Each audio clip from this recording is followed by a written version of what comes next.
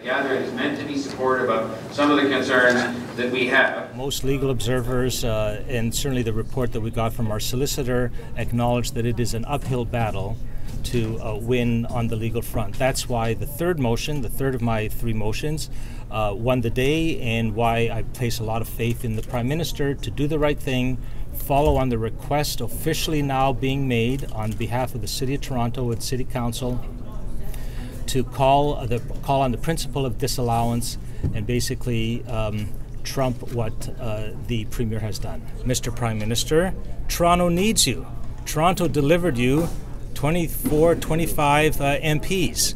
We need you at this time to enforce that principle in the Charter of Rights and Freedoms that says we are all created equal within the law and we are all subject to due process. That seems to me to be a pretty good national principle that the Prime Minister would want to weigh in on. Whether you agree with 25 seats or 47 seats or 350 seats, the precedent is what's happening in the legislature. If this is allowed to happen over 22 municipal seats, what really would happen over many other things in Ontario? It's frightening. It's chilling. Everybody has an opinion. But to operate in this way should be very frightening for everyone in Ontario. It's chilling for democracy.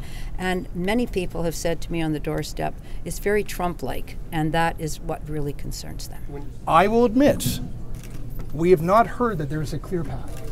That is obvious, and it would be dishonest to suggest otherwise. But we know that we are right as far as standing up for our charter and standing up for our basic ability to run an orderly election.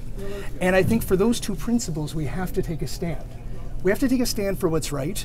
And even if you're going to be looking at it from a democratic principle, we've heard from our residents. They want us to take this stand, and that's what we're doing on their behalf.